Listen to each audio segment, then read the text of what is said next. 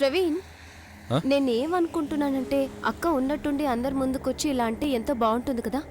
తను చేసేదంతా కూడా ఒట్టి నాటకమే అని. నువ్వెందుకు ఇలా ఆలోచిస్తున్నావు? పగటి కళలు ఎందుకు అనాలనుకుంటున్నావు నువ్వు? ఏదైతే జరిగే అవకాశం లేదో దాని గురించి ఆలోచించి ఏంటి ప్రయోజనం? తను ఇంతకు ముందు ప్రజ్ఞలాగా లేదు కదా. ఇంకా తన గురించి ఎందుకు ఆలోచించడం? తన భర్త గురించి ఆలోచించలేదు, పైగా తన కుటుంబం గురించి కూడా ఆలోచించలేదు, చివరికి తన తల్లి గురించి కూడా ఆలోచించలేదు. నాకు అసలు కొంచెం కూడా అర్థం కావడం లేదు. తనకు ఆ కుటుంబంలో ఏం లోటు ఉందని. ఎంత చక్కగా చూసుకునే కుటుంబం దొరికింది, ఎంతగానో ప్రేమించే భర్త దొరికాడు. కానీ అంటారు కదా, ఎవరికైతే మోసం చేయాలనే ఉద్దేశం ఉంటుందో వాళ్ళు ఎప్పటికీ సరైన దారిలో వెళ్ళారని. తను ఎప్పటికీ మంచిదానిలా మారదు.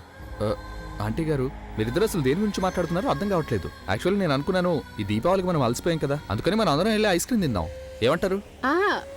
అలాగే, తప్పకుండా తిందాం బాబా ఐస్ క్రీమ్. నాకు కూడా చాలా రోజుల నుంచి ఐస్ క్రీమ్ తినాలని ఆశగా ఉంది. సరే అయితే మరి నువ్వు మంచి షాప్కి తీసుకెళ్ళు, మనం ముగ్గురం కలిసి ఐస్ క్రీమ్ తిందాం. సూపర్, పదండి.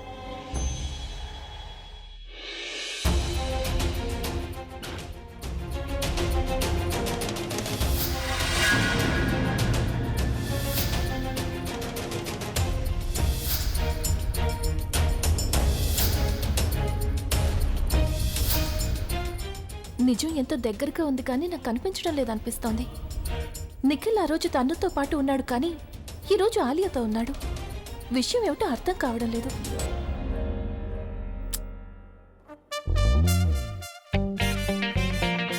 తను దేని గురించి అంత దీర్ఘంగా ఆలోచిస్తోంది? ఒకవేళ నా గురించి కాదు కదా?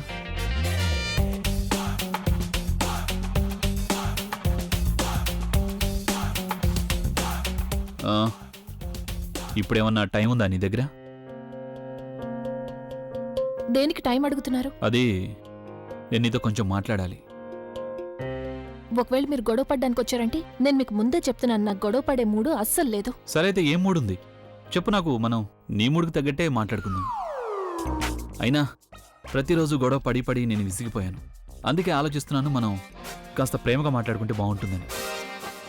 ప్రేమగా మనిద్దరం మాట్లాడుకుందాం, దానివల్ల మనిద్దరికీ మనశ్శాంతి దొరికేలా. చూడు, నువ్వు నా విషయంలో చేసిందేదో చేసేసావు, కానీ నాకు ఒక్క విషయం అర్థం కావటం లేదు. ఎంతమంది అమ్మాయిల గురించి నాకు తెలుసు. వాళ్ళ దగ్గర ఎంత డబ్బున్నా సరే వాళ్ళు ఎప్పుడూ ఒంటరిగా లేరు. మరి నువ్వెందుకు ఒంటరిగా ఉంటున్నావు?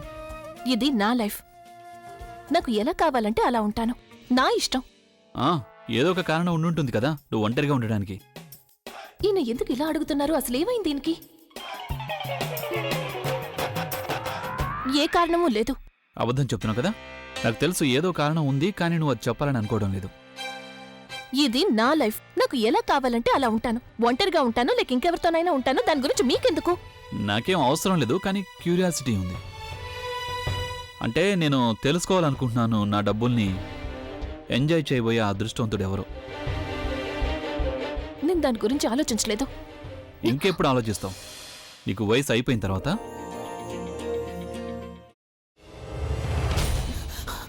నువ్వు ఇంకేమన్నా చెప్పాలా? ఇంకేమన్నా అబద్ధం చెప్పాలనుకుంటే చెప్పేయి. నేను చూడాలనుకుంటున్నాను నన్ను మోసం చేయడానికి నువ్వు ఎంత నీచానికి దిగజారగలవు అని. ఎందుకు ఆలియా, ఎందుకు నువ్వు ఇలా చేసావు? నీకు తెలుసు కదా, నానమ్మ తర్వాత నీ ఒక్కదానిని కదా నేను పూర్తిగా నమ్మేది. ఏమన్నావు నువ్వు? ఈ మధ్య అన్నిటినీ మర్చిపోతున్నావా? అది చాలు. వాటిలో ఉన్న శక్తి విషయాన్ని గ్రహించి మనకు వివరిస్తాయి.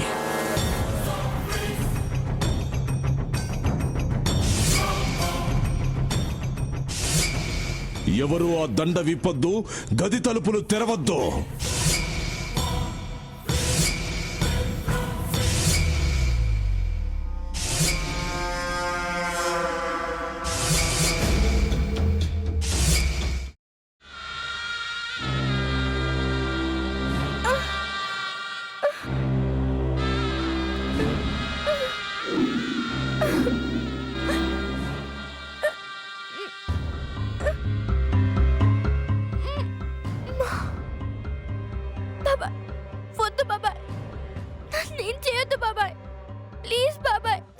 నీకు నిజం తెలిసినప్పుడే నా ఆలోచనలో నువ్వు చచ్చిపోయావు. అబ్బా ప్లీజ్ కొంచెం తినండి ప్లీజ్. భీమారావు గారు మీరా? ఇగో మీరా కాదు సక్కుబాయ్. అవును, మీ పనామే లేచిపోయిందని చెప్పి కంప్లైంట్ ఇచ్చినావు కదా. రేయ్, ఆయన కంప్లైంట్ ఇచ్చింది లేచిపోయిందని కాదు, కనిపించడం లేదు అని. అచ్చా, అట్లానా? సరే మేడం. ఇడియట్.